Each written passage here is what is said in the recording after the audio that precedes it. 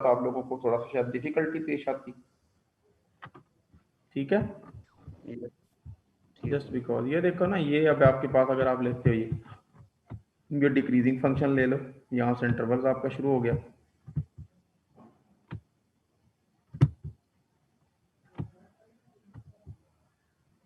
ये लें, अब ये सुप्रीमम वैल्यूज हैं, ये पहले सब इंटरवल में सुप्रीमम है, ये दूसरे में, ये तीसरे में। ठीक है, और ये पहले इंटरवल में जो है ना इन्फीमम वैल्यू है, ये दूसरे में, और ये तीसरे में। ये सबसे बड़ी वैल्यू है पूरे इंटरवल में जिसको हम m कह रहे हैं, ये सबसे छोटी वैल्यू है पूरे इंटरवल में जिसको हम स्मॉल m कह रहे हैं। तो ये डिक्रीजिंग के लिए है। You can also constitute such function for constant as well, you can also constitute such function for the functions which are monotonically increasing as well as monotonically decreasing also. Okay, yes sir. तो ये जी हमारे पास results आ गए हैं। अब हम definition पर चलते हैं। एल पी एफ अल्फा जो है उसकी डेफिनेशन है समेशन ऑफ एम आई यानी इन्फिमम वैल्यू को डेल्टा ऑफ एक्स आई यानी लेंथ ऑफ सब इंटरवल के साथ मल्टीप्लाई कर दिया जाए। और आप जानते हैं ये स्मॉल ऑफ एम आई ये फंक्शन की वैल्यू है, यानी ये वर्टिकल जो हमारे पास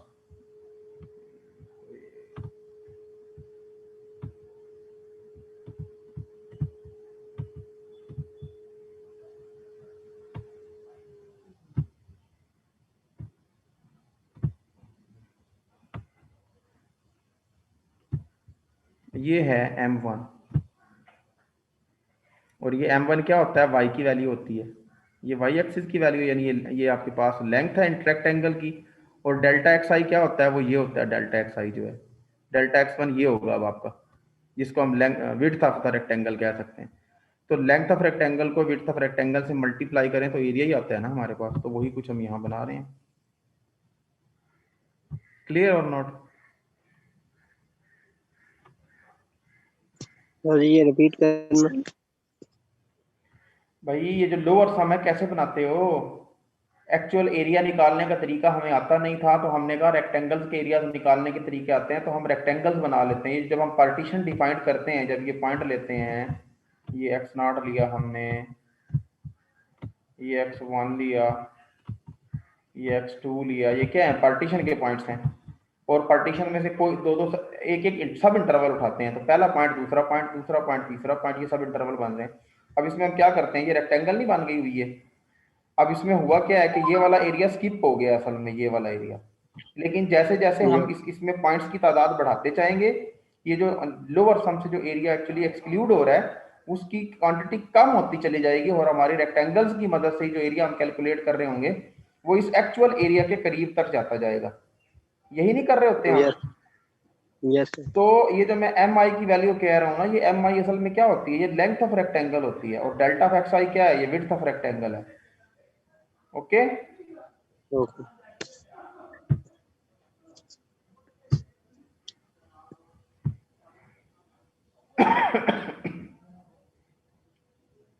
अब अगर हम स्मॉल ऑफ एम आई को रिप्लेस कर दें सिंपल एम से, तो एम आई ग्रेटर वैल्यूज थी और एम जो है वो स्मॉलर वैल्यू है, तो हमने बिगर वैल्यूज को स्मॉलर वैल्यू से रिप्लेस किया, तो जो आने वाला रिजल्ट था हमारा वो स्मॉलर हो गया। ये देखो ये स्मॉलर हो गया। Is that clear? Yes, sir. Yes sir. तो now we can write that L P F is greater or equal to M into summation of delta X I I from 1 to n। ठीक है,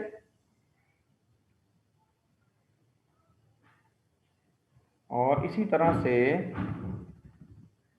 अच्छा ये भी, this is very important, summation of delta X I I from 1 to n। अगर सारे point के लिए हम पूरी लेंथ कैलकुलेट करें, क्योंकि ये m तो कांस्टेंट हो गया, बाहर आ जाएगा, बाकी बचा समेशन ऑफ डेल्टा एक्स आई। इस डेल्टा ऑफ एक्स आई की वैल्यूज को जरा एक्सपेंड तो करो, इसको 1 रखो, आई को 1 रखो, 2 रखो, 3 रखो। जब डेल्टा ऑफ x1 लोगे तो डेल्टा ऑफ x1 का मतलब है x1 माइनस x0,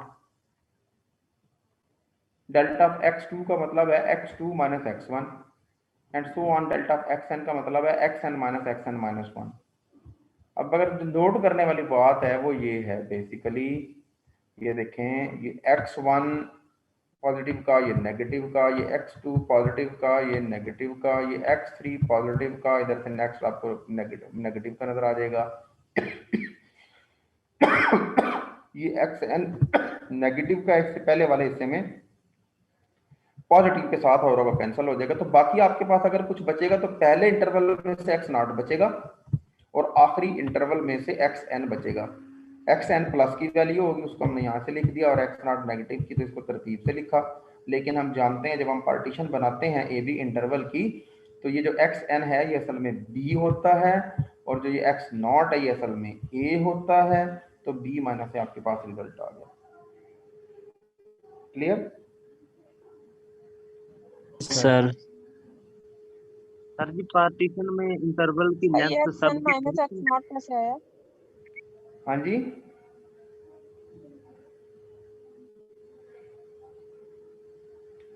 जी जी बोले, क्या कह रहे हैं?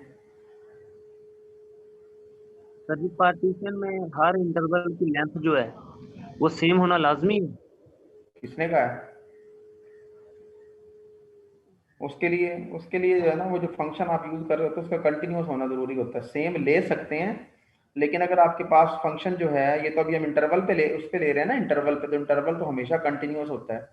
अभी जब हम रिमान स्टाइलजीज इंटीग्रल पर जाएंगे तो वहां पर हम सेम नहीं ले सकते, सेम उसी वक्त ले सकते हैं तो जिस पर हम पॉइंट ले रहे हैं ना, उसमें सारे के सारे पॉइंट इंक्लूडेड हो, कोई ऐसा पॉइंट ना हो जिसको हम इंक्लूड ही ना कर सकें। तो ये डिफरेंट हो सकती है, इसको सेम होना जरूरी नहीं है। ठीक है जी। Yes sir.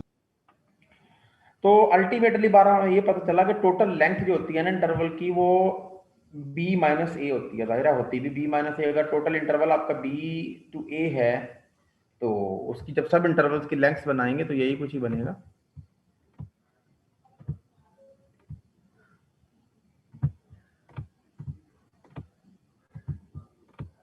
ये फॉर एग्जांपल अगर इंटरवल था तो आपने जो पार्टीशन बनाई ना, वो बनाई आपने 0 से 1 पॉइंट लिए, 2 लिया पॉइंट, तो दूसरा सब इंटरवल बनेगा 1 से 2। 2 के बाद आपने कहा चलो 4 ले लो, ताकि इमरान हक ये ना कह दे कि सर आपने तो फिर वही काम कर दिया जब मैं पूछ रहा था, अभी आप कह रहे थे नहीं हो सकता। चलो जी, हम 2 से 4 ले लेते हैं। लो जी, अब इन सब की लेंथ निकालो। 1 minus 0 1, 2 minus 1 1, 4 minus 2 2, 1 plus 1 plus 2, कितनी बनी लेंथ? 4 4 सर। हम्म, 4 सर। अब 4 में से इस इंटरवल की पूरे की लेंथ निकाल लो। 4 माइनस 0 लेंथ क्या बनी? 4 और तो सब इंटरवल की लेंथ निकाल के 4 उसको ही ऐड बनता है। करें, या इंटरवल की लेंथ, वो जब आप टोटल लेंथ जब निकालते हो सब इंटरवल्स की, तो असल में उसको actually length of the interval के इक्वल ही होना चाहिए। सर ये अब ये ओवरऑल ये 4 - 0 से इसका आंसर करेक्ट आ रहा है लेंथ का, तो पार्टीशन की फिर जरूरत क्या होती है?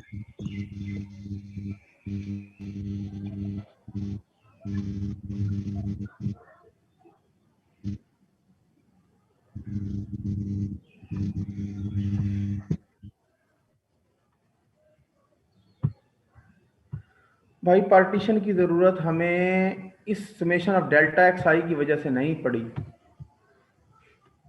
उसकी ज़रूरत हमें इसलिए पड़ी है, हमें चाहिए था इस कर्व के नीचे एरिया, ये वाला एरिया। ठीक है, और इसको फाइंड आउट करने का हमारे पास कोई तरीका, कोई वे नहीं था। ओके, जी नहीं था सर। ना? तो फिर हमने क्या किया, हमने कहा इस पूरे इंटरवल के कुछ हिस्से बना लो ऐसे, ये लाइक दिस वन, और ये रेक्टेंगल्स बना लो इस तरह से, क्योंकि रेक्टेंगल का एरिया निकालने का तरीका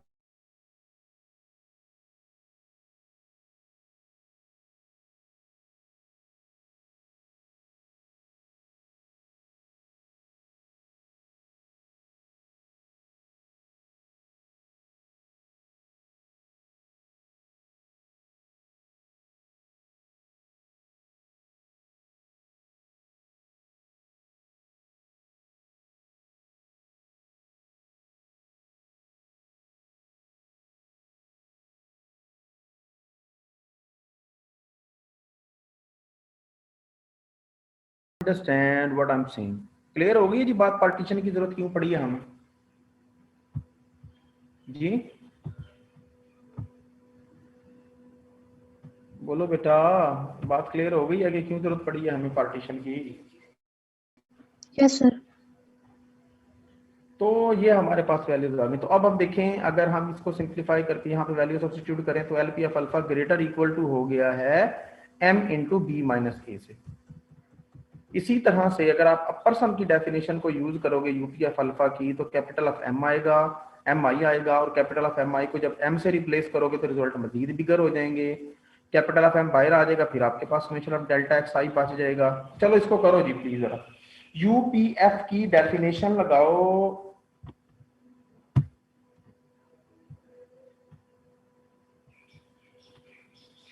ये वाली, ये, और इसको सिंप्लीफाई करो, एम आई को रिप्लेस करो कैपिटल ऑफ एम आई से, and then let me know कि जो आप कह रहे हैं वैसा ही है या नहीं। ठीक है,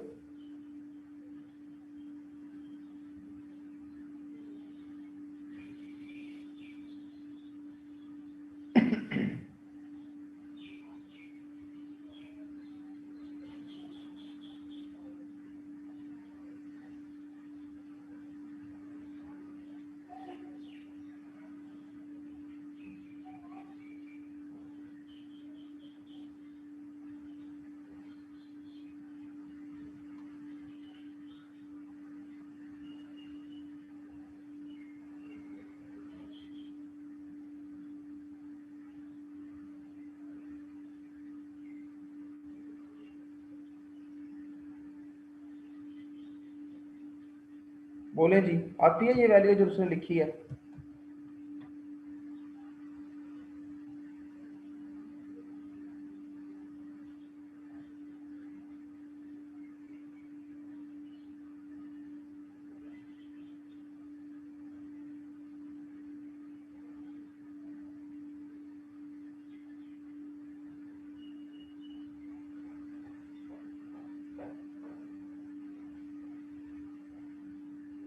यस सर, आ जाती है।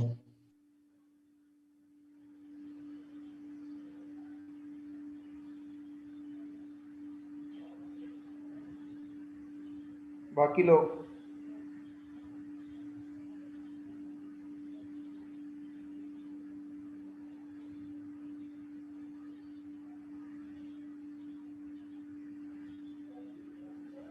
Yes sir. ओके। तो अब हम अभी इन दोनों बातों को इकट्ठा करें, एलपीएफ अल्फा वाली वैल्यू को और यूपीएफ अल्फा वाली वैल्यू को। तो ये देखो, पहले वाली इनक्वलिटी हम लिख सकते हैं m into B minus A is less than or equal to LPF alpha, ये। और ये जो एलपीएफ अल्फा है, ये लोअर सम जो होता है वो अपर सम से हमेशा छोटा होता है, ये हम ऑलरेडी जानते हैं। तो एलपीएफ अल्फा, जी यूपीएफ अल्फा, लेकिन UPF alpha less or equal to है m into B minus A से, है ना?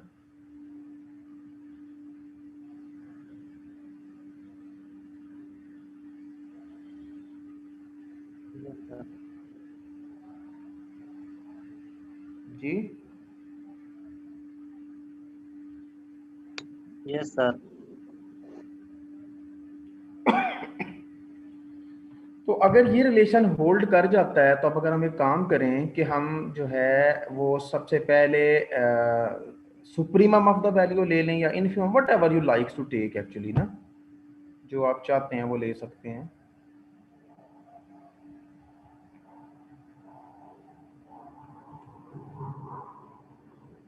ये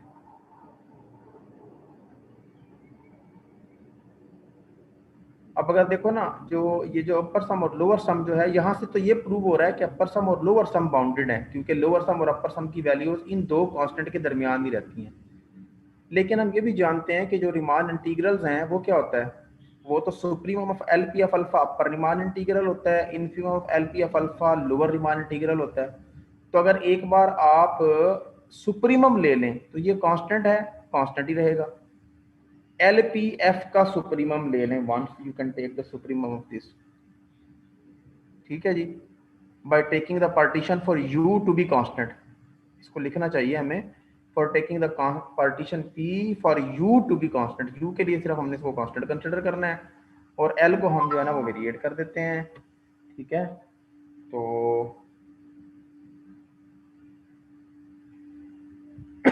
ये जो लोअर सम एलपीएफ है ये आपके पास जो है वो लोअर रीमान इंटीग्रल बन जाएगा। फिर आप इसका सुप्रीमम इन्फीमम ले लें, तो ये जो आपका अपर रीमान इंटीग्रल है ये अपर सम जो है वो अपर रीमान इंटीग्रल बन जाएगा। तो इस तरह से आपके पास रीमान इंटीग्रल जो हैं, जो कि हमने कहा था कि रीमान इंटीग्रल्स बाउंडेड होते हैं, वो बात भी यहाँ से प्रूव हो जाएगी।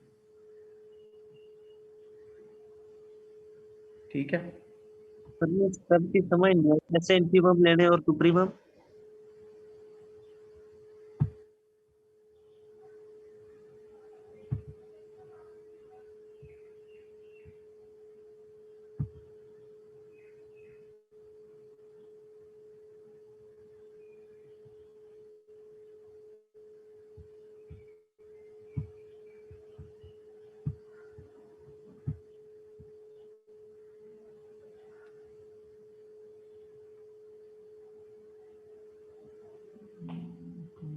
let's go.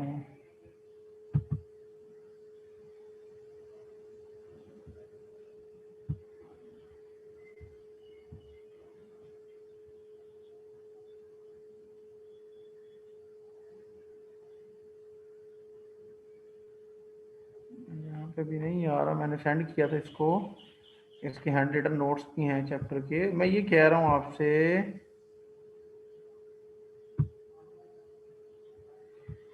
ये देखो ना, यहाँ पर आप लिखोगे taking P to be fixed for upper sum के लिए P को फिक्स कर दो और इसका सुप्रीमम ले लो। तो ये कांस्टेंट है, कांस्टेंट का सुप्रीमम वो खुद ही होता है।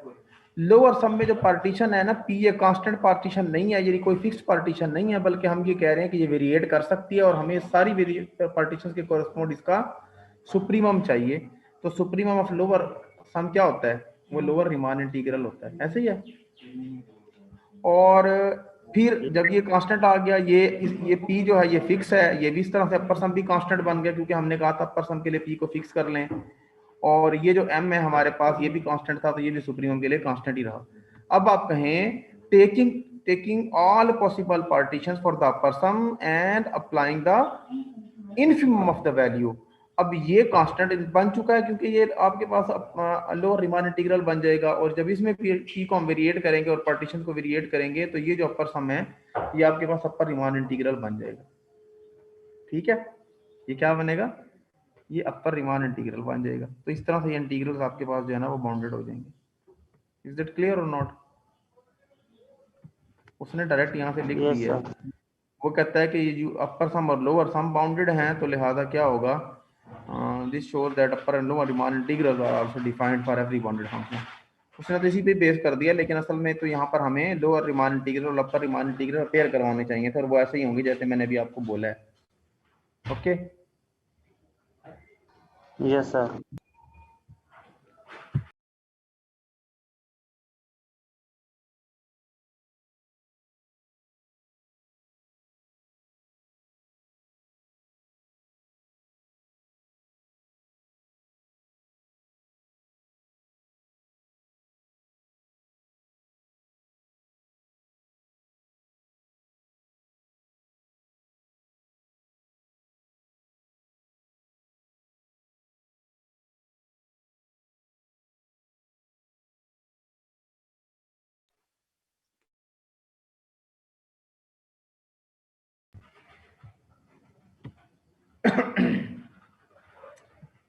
अच्छा जी, तो लेकिन वो ये कह रहा है कि यहाँ पर क्वेश्चन ये रेज होता है कि ठीक है लोअर सम और अपर सम बाउंडेड हैं, तो हमारे अपर और लोअर रीमान इंटीग्रल भी बाउंडेड हो जाएंगे, लेकिन क्वेश्चन इनकी इक्वलिटी का है कि इनकी इक्वलिटी की जो है ना वो एग्जिस्ट कर सकती है या नहीं कर सकती है। Hence the question of the integrability of f is a more delicate one. Instead of investigating it separately for the Riemann integral, we shall immediately consider more general situation. कहता है इसकी रीमान इंटीग्रल की equality को discuss करने से पहले हम ये करते हैं कि हम सबसे पहले तो इसको ना इसकी जर्नल फॉर्म लेते हैं, यानी रीमान इंटीग्रल की जो जर्नल फॉर्म है वो रीमान स्टाइलजीज इंटीग्रल है, तो हम उसी को कंसिडर करते हैं और फिर उसकी इक्वलिटी के बारे में क्वेश्चंस को सॉल्व करेंगे। जो क्वेश्चन यहाँ रेज किया गया है कि इक्वलिटी कब होल्ड कर सकती है, कैसे कर सकती है, तो क्यों ना हम इसको मोर जनरल फॉर्म में ही कहता है डील कर लें। इस डेफिनेशन को पढ़ें जरा प्लीज सब लोग, देखें इसको क्या समझ आती है आपको।